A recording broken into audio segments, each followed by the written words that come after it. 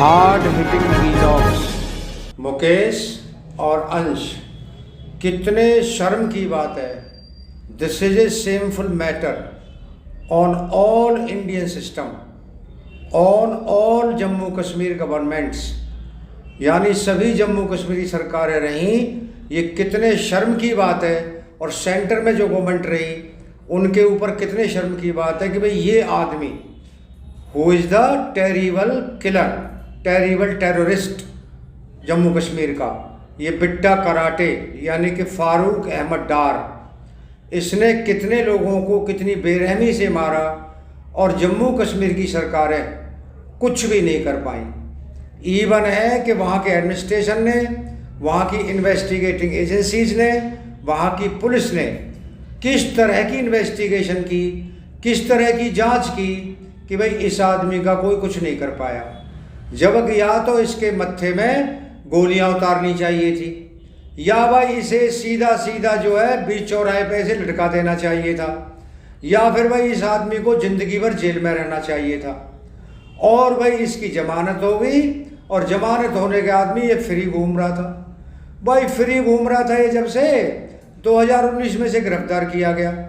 भाई इनके जम्मू कश्मीर सरकार के जो वहाँ पे कारिंदे थे, जो भी एडमिनिस्ट्रेशन के लोग थे, जो भी वहाँ पे सीएम था, चाहे वो फारूक अब्दुल्ला हो, चाहे भाई ये महबूबा मुफ्ती हो, चाहे भाई ये गुलाम नबी आज़ाद हो, चाहे आपका वो महबूबा मुफ्ती का बाप जो इस समय नहीं रहा वो हो मुफ्ती मोहम्मद सईद हो, चाहे उमर अब्दुल्ला हो, यार इन लोगों को इतनी शर्म नहीं आती कि एक आदमी 20-20, 40-40 आदमियों का कत्ल करके और भाई वो किस तरह आज़ाद हो जाता है, जमानत पे छूट जाता है। और भाई इनको शर्म नहीं आती, बिल्कुल भी इनको बिल्कुल शर्म नहीं है।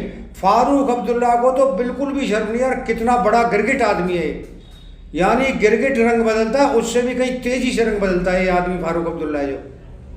और ये महबूबा मुफ्ती आ जाएगी, ये सारे के सारे पाकिस्तान परस्त हैं, सारे के सारे पाकिस्तान परस्त हैं।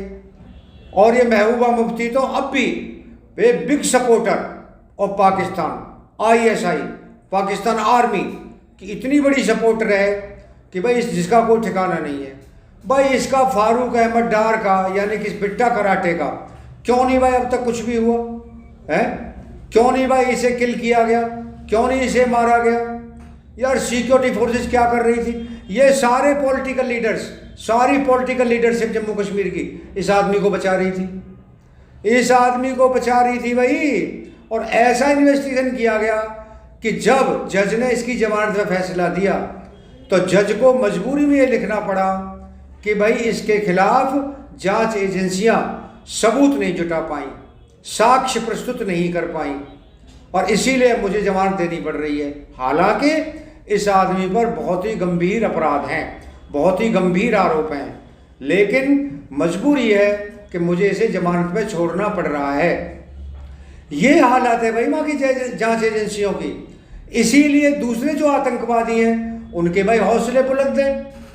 भाई उनके हौसले इसलिए बुलंद हैं कि जब इसका बिट्टा कराटे का कुछ नहीं हुआ और ये जो यासीन मलिक है, यासीन मलिक है जो एक नंबर का इतना दुर्दांत और खूंखार आतंकवादी, जब इनका कुछ नहीं होता और ये इस तरह से घुल्ले घूमते हैं।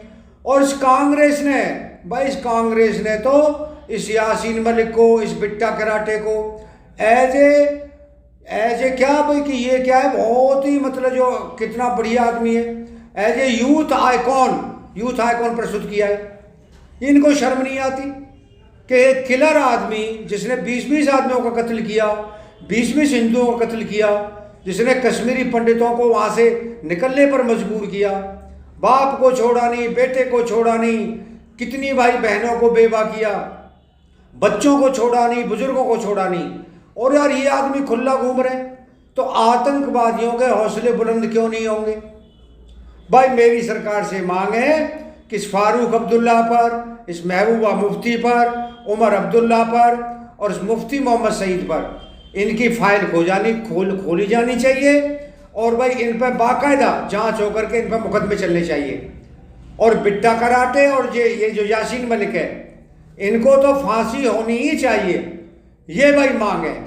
कश्मीर घाटी में फारूक अहमद डार यानी कि बिट्टा कराटे महज 20 साल की उम्र में आतंकी राह पर निकल पड़ा था। 1988 में उसे तत्कालीन जम्मू कश्मीर लिबरेशन फ्रंट के प्रमुख कमांडर अशफाक मजीद वानी द्वारा राज्य प्रायोजित पाकिस्तानी आतंकवादी प्रशिक्षण शिविर में 32 दिवसीय आर्म्ड ट्रेनिंग सेंटर में ट्रेनिंग प्राप्त करने के लिए चुना गया।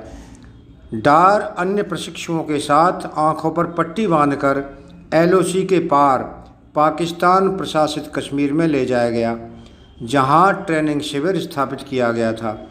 1990 के दशक में पाकिस्तान प्रशासित कश्मीर में हथियारों के प्रशिक्षण से लौटने के बाद फारूक अहमद डार ने श्रीनगर की सड़कों पर हिंसा की लहर छेड़ दी। वह कश्मीर पंडितों की तलाश में सड़कों पर आर्म्ड लेकर के निकलता था और उन्हें जहां भी देखा उन्हें अपनी पिस्तौल से गोली मार देता था। जाहिर है उसे जम्मू कश्मीर लिबरेशन फ्रंट में अपने वरिष्ठ अशफाक मजीद वानी से फांसी के आदेश मिले थे। बिट्टा पर लगभग 20 लोगों की हत्या करने का आरोप है, जिनमें से अधिकांश कश्मीरी पंडित थे। 1990 के पलायन के दौरान कश्मीरी पंडितों को घाटी से बाहर खदेड़ने के लिए उसने ये रास्ता अपनाया। कई लोग उग्रवाद में मारे गए और 1990 के विद्रोह के दौरान हजारों पंडित परिवार कश्मीर से पलायन कर गए। जब उन्होंने नागरिकों को मारने के लिए पिस्तौल का इस्तेमाल किया तो बिट्टा ने AK-47 का उपयोग करके भारतीय सुरक्षा बलों पर हमला किया। एक साक्षात्कार में प्रवासी कश्मीरी पंडितों के एक एजेंसी पनून कश्मीर के संयोजक डॉक्टर अग्निशेखर ने राज्य के प्रशासन की आलोचना की कि उसने 42 हिंदुओं को मारने की घोषणा के बाद भी बिट्टा को रिहा होने दिया। इसके अलावा अग्निशेखर ने कहा कि बिट्टा को उसके अपराधों के लिए दंडित करने में राज्य की विफलता थी, जिसने कश्मीरी पंडितों को नाराज़ कर दिया था। कश्मीरी पंडित सभा के अध्यक्ष TN खोसा ने भी 1990 के दशक में पंडितों की हत्याओं के लिए जिम्मेदार फारूक पर मुकदमा चलाने की राज्य की क्षमता पर सवाल उठाया। आप जानते हैं दोस्तों कि कथित तौर पर कश्मीरी पंडितों की लक्षित हत्या जनवरी 1990 में तत्कालीन केंद्रीय मंत्री मुफ्ती मोहम्मद सईद की बेटी रूबिया सईद के अपहरण के ठीक बाद शुरू हुई और कुछ खूंखार आतंकवादियों की रिहाई के साथ समाप्त हुई।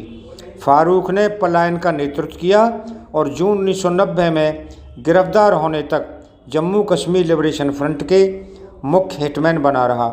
1990 के कश्मीरी पंडितों के पलायन के दौरान फारूक अहमद डार यानी कि बिट्टा कराटे का पहला शिकार उसके बचपन के दोस्त सतीश कुमार टिक्कू थे। डार ने उनको अपने घर पर बुलाया और उनके घर के सामने उस पर गोली मार दी। एक साक्षात्कार में बिट्टा ने खुलकर बताया कि उसने सतीश को मार डाला क्योंकि उसे ऐसा करने का आदेश मिला था। उसने कहा कि सतीश की हत्या इसलिए की गई क्योंकि वह एक कश्मीरी पंडित परिवार से ताल्लुक़ रखते थे और RSS के अनुयायी थे।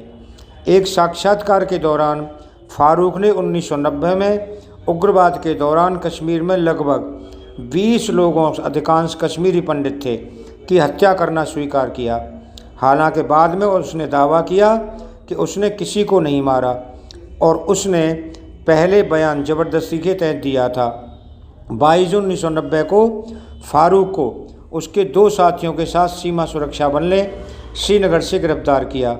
उसके खिलाफ आतंकवाद से संबंधित लगभग 19 मामले थे और उसे भारत पर विभिन्न जेलों में जन सुरक्षा अधिनियम के तहत हिरासत में लिया गया था।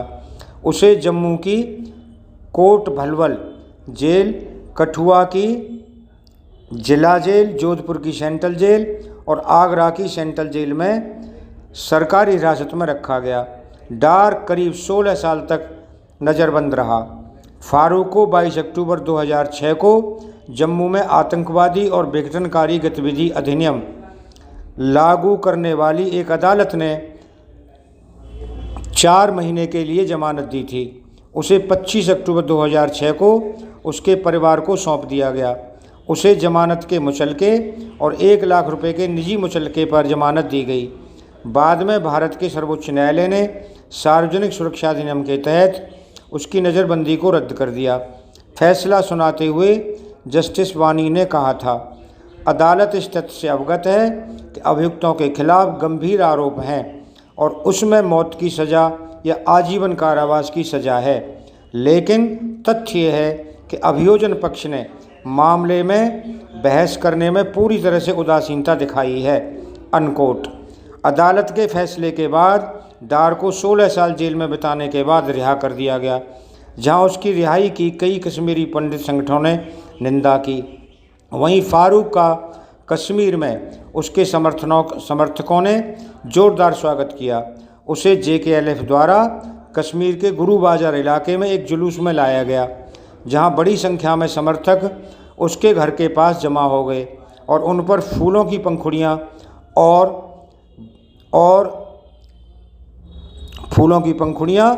और कम्फेती फहराई।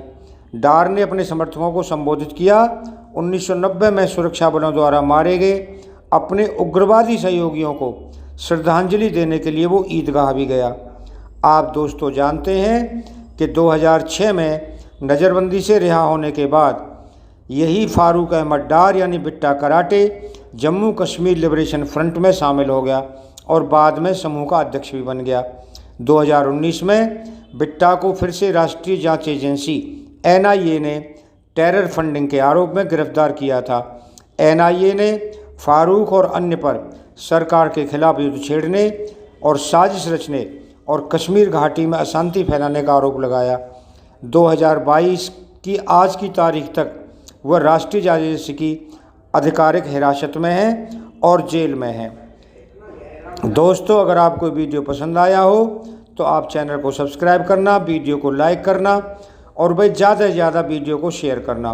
आप लोगों का बहुत बहुत धन्यवाद। Thank you very much.